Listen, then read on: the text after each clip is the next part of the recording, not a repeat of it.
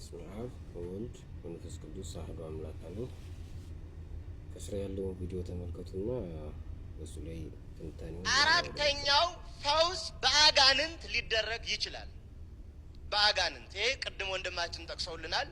የዮሐንስ ማቴዎስ ወንጌል ምዕራፍ 7 ቁጥር 21 ጀምሮ አቤቱ አቤቱ በስምህ ጋኔን አላስወጣንምን? ድውይስ አልፈወስንምን? ልዩ ልዩ ድንቅ ድንቅ ታምራት አላደረግንም ይሉኛል ብሏል። በአጋንንት ሊደረግ ይችላል። ይሄንን የማቴዎስ ወንጌል ምዕራፍ 24 ላይ ጠቅሶታል። ቢቻላቸውስ ድንቅ ታምራትን ያደርጋሉ። አያደርጉም አላለንም፣ ራሱ ነው ያለ።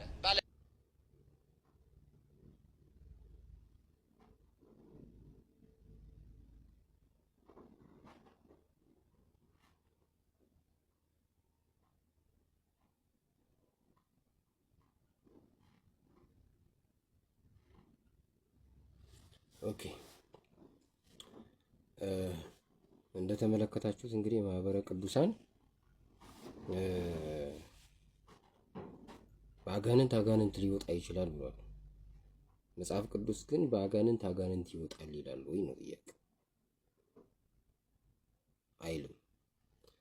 በአጋንንት አለቃ አጋንንትን አወጣህ ያሉት ለመጀመሪያ ጊዜ ራሱ ጌታችን መድኃኒታችን ኢየሱስ ክርስቶስ ነው። አጋንንት እንደዚህ አይሁድ ይህንን ባሉት ጊዜ ምንድን ነው ያላቸው? እኔ በአጋንንት አለቃ አጋንንትን የማወጣ ከሆነ የእናንተ ልጆች በማን ሊያወጡ ነው? የምትለያይ መንግስት አትጸናም።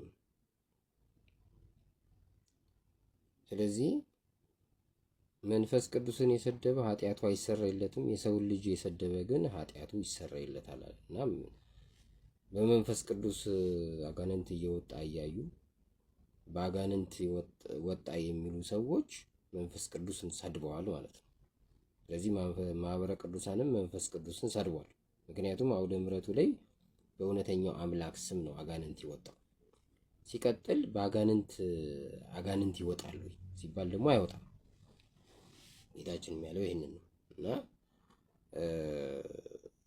መንግስቱ ፈረሰ ማለት ነው አጋንንት የሚያወጣው ከሆነ ነው ያለው። ሲቀጥል ደግሞ አጋንንት የሚያወጣው ከሆነ የእግዚአብሔር ስም ያደርጋል። እግዚአብሔር ምን ይሰራል? ስለዚህ ሰይጣንን አምልከን መቀጠል ነው በቃ። እግዚአብሔር ምንም ስራ የለውም። ስለዚህ በቃ አጋንንት እያመለክን መኖር አለብን እያሉ ነው እንግዲህ ማህበረ ቅዱሳኖች።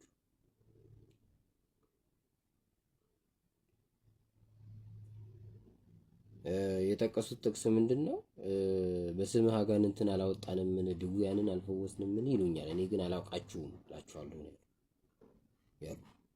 ይሄ ጥቅስ በእውነተኛው ኢየሱስ ክርስቶስ ስም አጋንንት ላወጡት ነው የተጠቀሰው ወይስ በሐሰተኛው ኢየሱስ ስም አወጣን ብለው ለሚያሾሙት? በካራቴ የተጫወቱበት ህዝቡ ላይ ከዛ አጋንንትን በኢየሱስ ስም አወጣን የሚሉ አሉ። እነሱ በኢየሱስ ፊት ቆመው በስምህ አጋንንትን አላወጣንም ብለው ይላሉ ለፍርድ ሲቀርቡ።